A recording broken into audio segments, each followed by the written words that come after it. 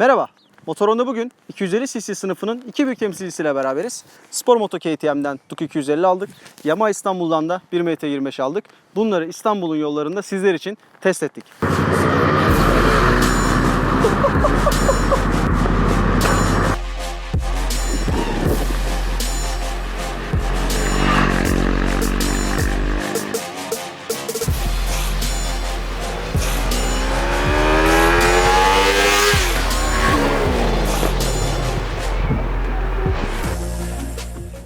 Öncelikle MT25'ten başlayalım.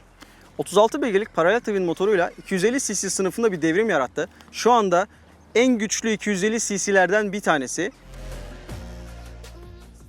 36 beygirini 12.000 devirde veriyor ve 22 Nm'lik torkunu da 10.000 devirde veriyor. Şimdi hem torkunu hem beygirini yüksek devirde verdiği için alt devirler biraz ne yazık ki cansız. Ama bu aynı zamanda bir kullanım kolaylığı olarak da dönüyor. Yani alt devirlerde böyle bir anda ani şekilde tepki veren bir motor altınızda yok. Bu 36 beygirlik motorla ilgili tek şikayetçi olduğum konu ne yazık ki çok yakması. Forumları da okudum. Yani acaba bende mi bir sorun var, ben mi çok yaktırıyorum diye forumları inceledim. Kullanıcıların yorumlarına baktım. Ancak ne yazık ki herkes bu durumdan çok şikayetçi. 4 litrenin altına indirebilmek için ne yazık ki sinirlerinizden arınmış gibi kullanmanız gerekiyor. 3.7'lere kadar ben indirdim ama yani çok sakin gitmeniz gerek.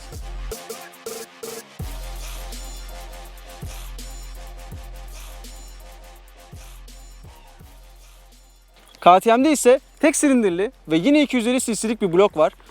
30 beygirini 9000 devirde veriyor. 24 Nm'lik torkunu da 7500 devirde veriyor.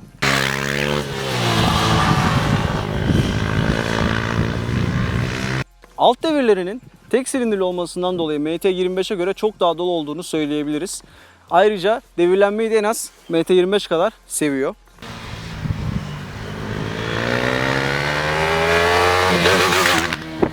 Her ne kadar KTM mühendisleri bunu elimine etmek için çok uğraşsalar da tek silindirli olmasından dolayı bir titreşim var. Fakat bu titreşim ellerde değil, tamamen peglerde. Uzun yolda biraz yorucu olabiliyor ama şehir içinde pek fark edeceğini düşünmüyorum. Sakin kullanımda 2,5-3 litre arası bir yakıt tüketimi var. Gazladığınızda da bu 4 litreyi çok geçmiyor. 4.2-4.3 civarlarında takılı kalıyor. Bu MT25'e göre çok büyük bir avantaj. Yani sakin gittiğinizde üstüne verdiğiniz para kendisini çıkartabilir. KTM şasi ve süspansiyon konusunda yine ustalığını konuşturmuş. Ready to race mentalitesini 250'lik bu motora da adapte etmiş.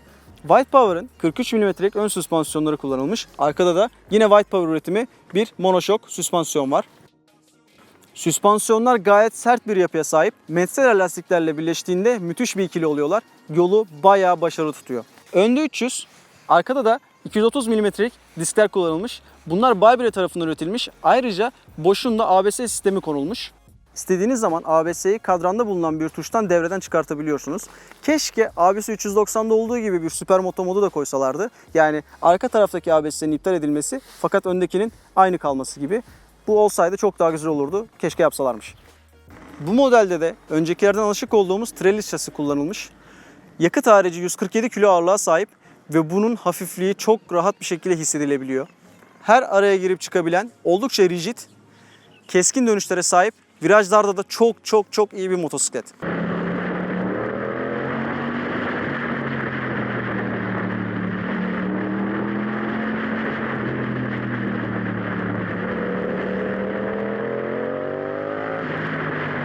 MT25'te de abisi MT9'da olduğu gibi Diamond şasi kullanılmış. Ön tarafta 41 mm'lik yumuşak bir amortisör var. Arkada da yine monoşok yumuşak bir amortisör mevcut. Bu yumuşak amortisör yapısı İstanbul'un o delik deşik, tümseklerle dolu, nereden ne çıkacağı belli olmayan yollarında bizi çok rahat ettirdi. Bu konuda çok başarılı olduğunu söyleyebiliriz. ABS ne yazık ki yok. Bu çok büyük bir eksi. Özellikle yeni başlayanlar için ABS gibi bir güvenlik ekipmanının olmaması biraz sıkıntı yaratabilir.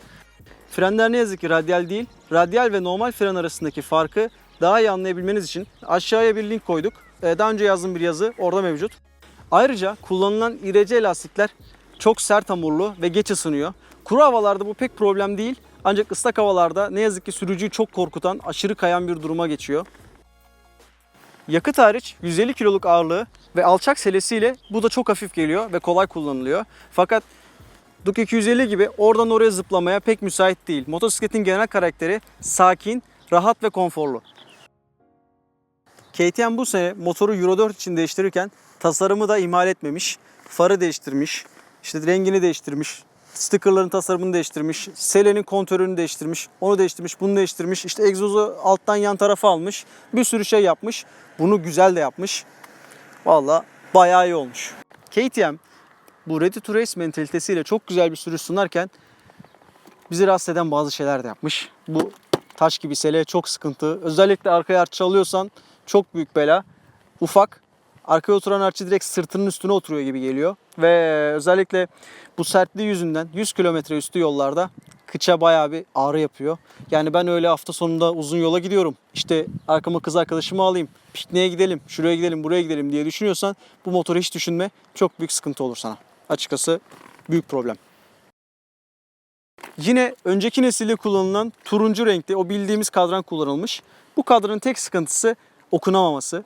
Yani her şey var, her şey kullanılmış. Saat, devir göstergesi, benzin, her şey var. Ama her şey o kadar ufak ki. Sadece saate bakmak için bile böyle kafayı indirdiğinizde bayağı bir aranıyorsunuz. Bu trafikte biraz tabii sıkıntı yapıyor. Keşke abisi 390'lı kullanılan bu yeni nesil tablet ekranlardan kullanılsaymış. Ama tabii fiyat performans yapmak için bazı şeylerden feragat ediyorlar ne yazık ki. MT25'in en çok sevdiğim özelliklerinden biri olan alçak ve yumuşak selesi yeni başlayanlar için çok büyük bir nimet. Ağırlık dengesinin de aşağıda olmasıyla bu büyük bir kullanım kolaylığı oluyor. Özellikle kısa boylu insanlar da bundan çok büyük derecede faydalanabilir. Selenin çukur yapısı sizi tam ortaya kilitliyor. Ve gidonun dik yapısı sayesinde çok rahat bir şekilde oturuyorsunuz. Oldukça motora hakim ve dik şekilde oturarak yolculuk ediyorsunuz.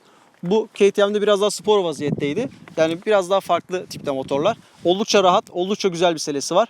Bu yönden çok başarılı. Hem artçı hem de sürücü için rahat olan selesi uzun yollarda sizi çok rahat ettirecek. Buradaki tutamaçlar sayesinde de artçının size tutunmadan rahat bir şekilde yol alabilecek. KTM'de olmayan bu tutamaçlar büyük işe yarıyor. Artı ve eksilerini hemen hızlı bir şekilde sıralayacak olursak Duke'un Metzeler lastikleri, ABS'si, White Power süspansiyonları müthiş bir viraj ve yol performansı sunuyor. Ayrıca düşük yakıt tüketimi de çok büyük bir artı. ABS ile de güvenli bir şekilde durabilirsiniz. MT25'e gelecek olursak bunun da artıları rahat selesi, kolay kullanımı ve yine alçak ağırlık dengesi. KTM'in eksilerine gelecek olursak titreşimi ve konforsuzluğu çok büyük bir eksi. Ben uzun yol yapmayı seviyorum diyen insan için almayı negatife çevirebilecek bir durum. MT25'in konfor arttıran ögeleri yine MT25'in eksisi olmuş durumda. Viraj performansı sevenler için bu yumuşak süspansiyonlar biraz problem olabilir. Ayrıca yüksek yakıt tüketimi de ülkemizin şartlarında biraz problem olabilir. Eğer ben agresif kullanmayı, viraj yapmayı çok seviyorum diyorsanız KTM'i kesinlikle öneririm. Fakat aynı zamanda ben yumuşak kullanırım. Kız arkadaşımla hafta sonu gezilere gitmeyi çok seviyorum. Uzun yol yapmayı seviyorum. Konforlu bir motosiklet istiyorum diyorsanız bu konuda da MT25'i öneriyorum. Hangi tip sürücü olduğunuzu bilmiyorsanız KTM'i denemek için Spor Moto'ya, Yamaha'yı denemek için ise Yamaha İstanbul'a gidip test edebilirsiniz. Eğer İstanbul'da değilseniz KTM'in Orange Days'leri şu sıralar başlamış durumda. Şehrinize ne zaman geleceğine dair tarihler internette mevcut. Mutlaka bir bakın, bir gün alın, randevu alın, sürün ve öyle karar verin. Başka bir videoda görüşmek üzere. Kendinize iyi bakın.